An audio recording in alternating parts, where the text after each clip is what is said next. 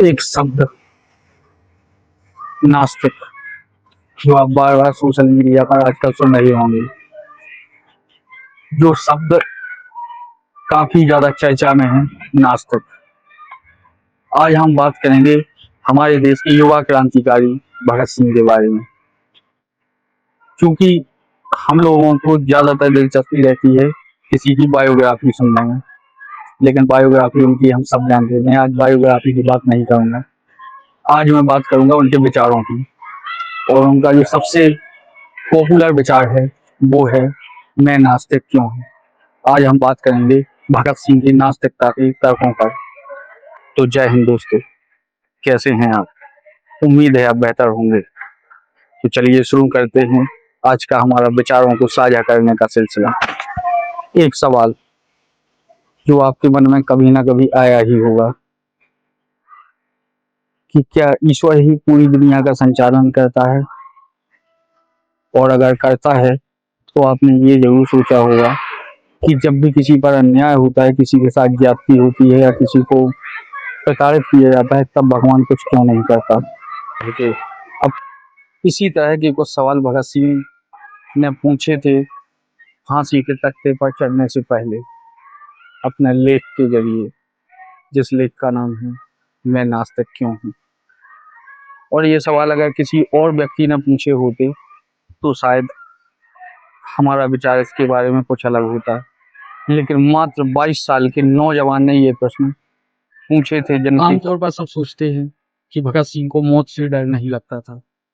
ये बात बिल्कुल सही है, क्यों ना मौत से डर बिल्कुल भी नहीं था, वरना कोई 22 साल का नौजवान ऐसे देश के लिए फांसी पर चढ़ने के लिए तैयार नहीं होता। लेकिन कुछ और बातें थी जिनसे उन्हें डर लगता था। उन्हें डर लगता था कि कहीं वो खुद से झूठ ना बोले, ना ही खुद को झूठी दिलासा दें। उन्हें डर लगता था सच्चाई के सामने हार जाने का। उन्हें डर लगता था अपने आप से झूठ बोलने से। यानी वो हमेशा सोचते थे कि मुझे कभी भी कुछ से झूठ ना बोलना पड़े, ना ही किसी झूठ के सामने झुकना पड़े। वास्तव में भगत सिंह का भगवान से कोई बैर नहीं था,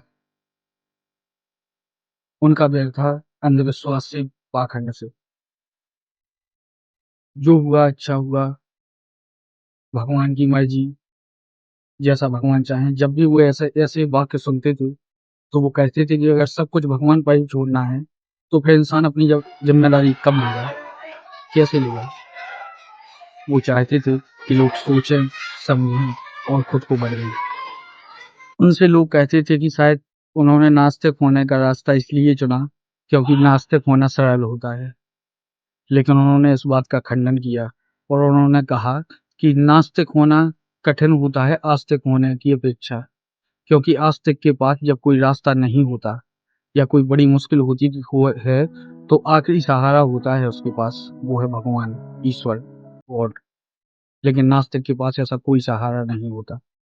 वो उसकी दुनिया बदलेगी तो भी खुद की दम पर, और भविष्य बदलेगा तो भी खुद की दम पर, क्योंकि वो ईश्वर पर विश्वास ही नहीं करता है।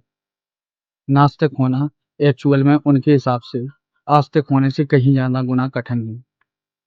जहां लोग अपने आखिरी समय में अपना साहस खो देते हैं और नास्तिक भी आस्तिकता की तरफ बढ़ जाता है, वहीं भगत सिंह ने अपनी फांसी के कुछ दिन पहले ये लेख लिखा था कि मैं नास्तिक क्यों हूँ। ये सिद्ध करता है उनके साहस को, उनके अलग दृष्टिकोण को, क्योंकि वो चाहते थे कि मैं सच्चाई की राह पर चलूं, मैं कोई झूठ ना ही स्वीकार करूं ना ही बोलूं। उनका मानना था कि इस लेख के बाद शायद लोग उन्हें घमंडी कहें, लेकिन वो कहते थे कि ये मेरा घमंड नहीं है, ये मेरा सच्चाई के साथ खड़े होना है, खुद को कटघरे में करना है।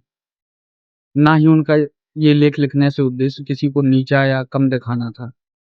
वो चाहते थे कि वो खुद को कटघरे में खड़ा करें इस लेख के जरिए।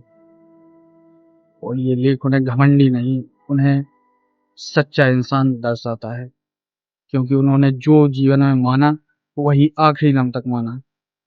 और ऐसे इंसान बहुत कम मिलते हैं, क्योंकि अपना बुरा वक्त देखकर और अपना आखिरी वक्त में अच्छे अच्छे नास्तिक भी आस्तिकता की तरफ झुक जाते हैं, लेकिन उन्होंने ऐसा नहीं किया। वो जैसे थे वैसे ही रहे। इस लेख में वो खुद से ही सवाल पूछते हैं और खुद ही जवाब देते हैं। वो सवाल पूछते हैं कि क्या ईश्वर के होने से ही इंसान अच्छा और सच्चा बन सकता है?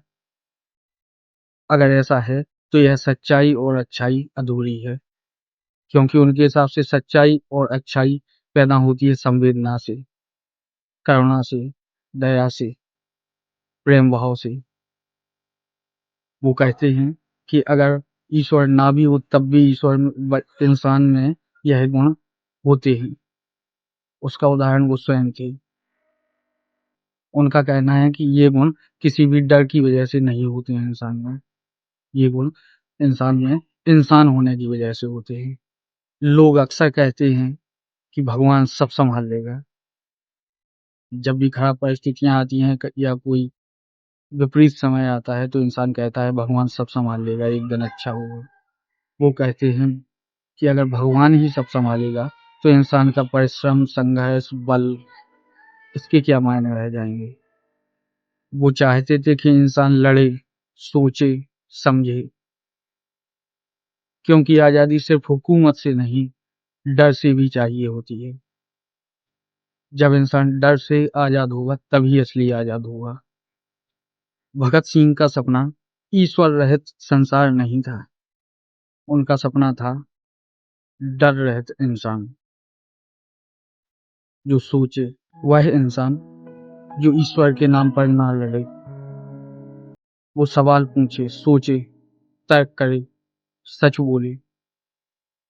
क्योंकि जो इंसान डरता है वो पूरी तरह से कभी आज़ाद नहीं हो सकता।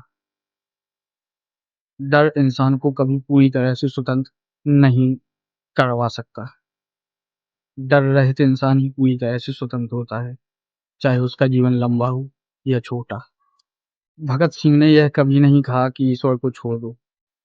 उन्होंने सिर्फ ये कहा कि डर को छोड़ दो, या डर से किसी भी बात को आराम से स्वीकार कर लेना छोड़ दो। तो वो चाहते थे कि इंसान सोचे, समझे, परिश्रम करे, अपना संघर्ष की कीमत समझे।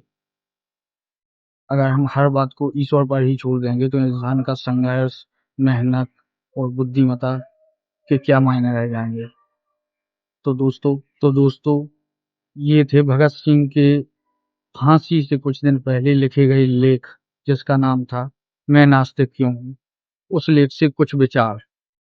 अगर आपको ये विचार पसंद आए हैं तो हमारे चैनल को सब्सक्राइब कीजिए, इस वीडियो को लाइक कीजिए और ज़्यादा से ज़्यादा उन दोस्तों के साथ शेयर कीजिए जिन्हें सोचना, समझना और विचार करना पसंद है, क्योंकि हम ऐसी वीडियो अक्सर लाते रहते हैं और भविष्य में भी लाते रहेंगे। जय हिंद दोस्तों।